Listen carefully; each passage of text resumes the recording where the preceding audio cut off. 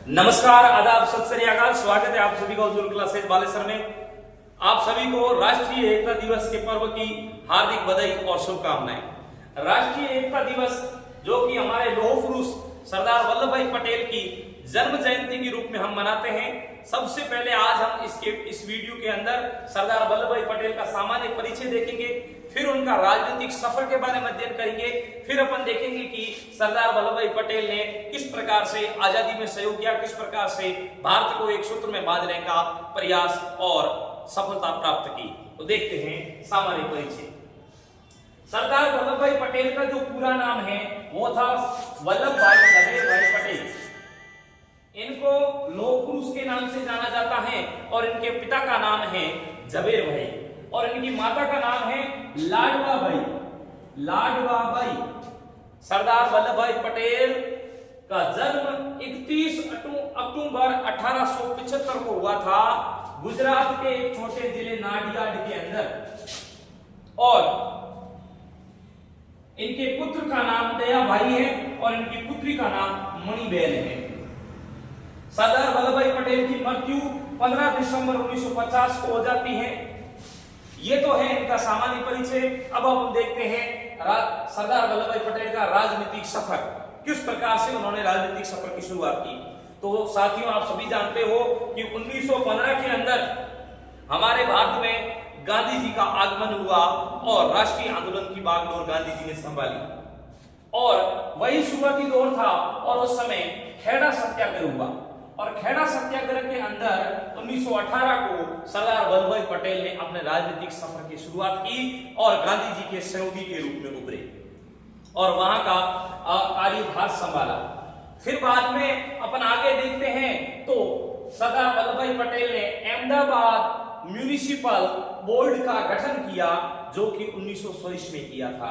फिर अपन देखें अगली बात तो मोस्ट इंपोर्टेंट जो बात है जो कई बार इससे संबंधित क्वेश्चन भी एग्जाम्स में पूछे जाते हैं कि वो कौन सा सत्याग्रह था जब वल्लभ भाई पटेल को सरदार की उपाधि मिली थी और वो उपाधि जो मिली थी वो बारडोली सत्याग्रह के दौरान मिली थी। साथियों, जानकारी के लिए बता देते हैं कि 1928 को बारडोली के अंदर किसानों के ऊपर जुल्म किए जा रहे थे अंग्रेज, इसलिए वहां से किसान सरदार वल्लभ भाई पटेल को जुड़ने के लिए आग्रह करते हैं और वल्लभ भाई पटेल किसानों से जुड़ते हैं और जुड़कर उनको जो भी टैक्स है वो देने से मना कर देते हैं और एक लीडर की भूमिका निभाते हैं और लीडर को सामान्य भाषा में सरदार कहा जाता है और वहां की महिलाओं के द्वारा सरदार नाम से पहली बार वल्लभ भाई पटेल को संबोधित किया गया था।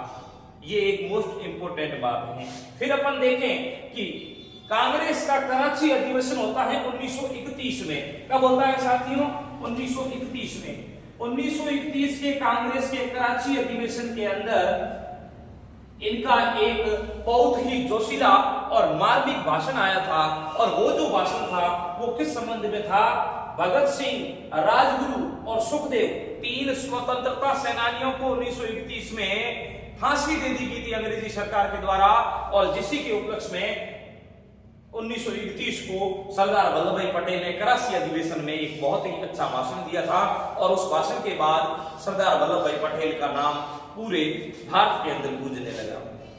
यहां तक ही नहीं साथियों, भारत की आजादी में भले ही वो असहयोग आंदोलन हो, सविनय अवज्ञा आंदोलन हो या भारत छोड़ो आंदोलन 1942 हो, तीनों आंदोलनों में अहम योगदान सरदार वल्लभ भाई पटेल का है।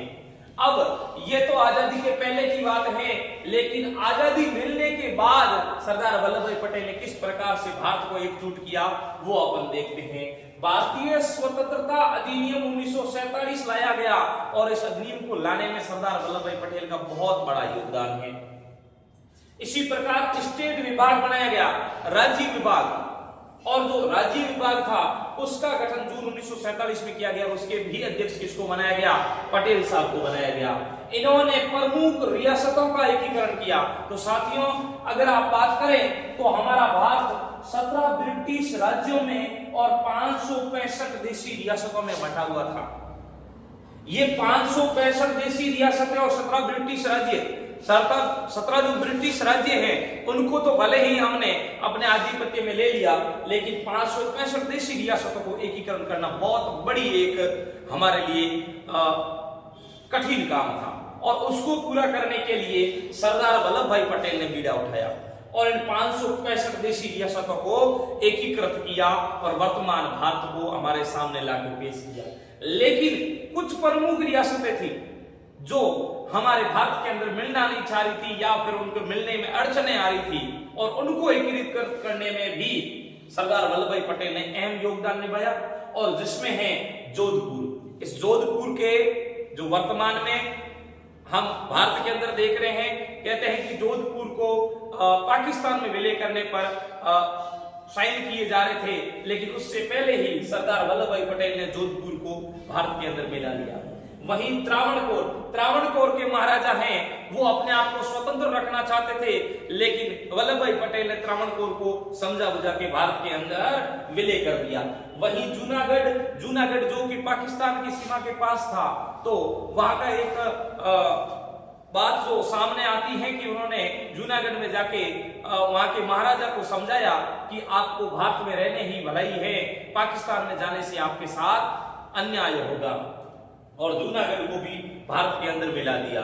वहीं कश्मीर की कहानी आप सभी को पता होगी कि वहां के महाराजा हरि सिंह जो कि असमंजस में थे, वो पाकिस्तान में भी मिलना नहीं चाहते थे, भारत में भी मिलना नहीं चाहते थे, और स्वतंत्र रहने में भी उनको बहुत ज्यादा दिक्कतें हो रही थी, और वहां का जो जनता का वर्चस्व था वो जनता भी भारत के अंदर मिलना चाहती थी।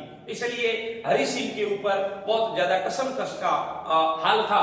वहीं 1947 में पाकिस्तान की सेना ने हरि सिंह के ऊपर हमला कर दिया। जब हरि सिंह के ऊपर हमला किया तो हरि सिंह ने भारत से मदद मांगी, तो वल्लभ भाई पटेल ने इस शर्त पर अपनी सेना भेजी कि आप यदि विलय पत्र पर हस्ताक्षर करते हो तो हम कश्मीर का सहयोग करेंगे, और उन्होंने विलय पत्र पर हस्ताक्षर कर दिए।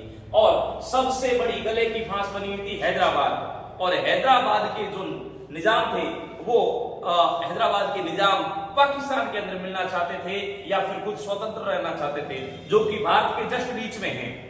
इसलिए हैदराबाद को मिलाने में भी पटेल साहब का बहुत बड़ा योगदान रहा है। इस प्रकार से सरदार वल्लभ भाई पटेल ने भारत को वर्तमान एकीकृत रूप में हमारे सामने लाकर खड़ा किया। आप सभी को पुनः राष्ट्रीय एकता दिवस की हार्दिक बधाई और शुभकामनाएं।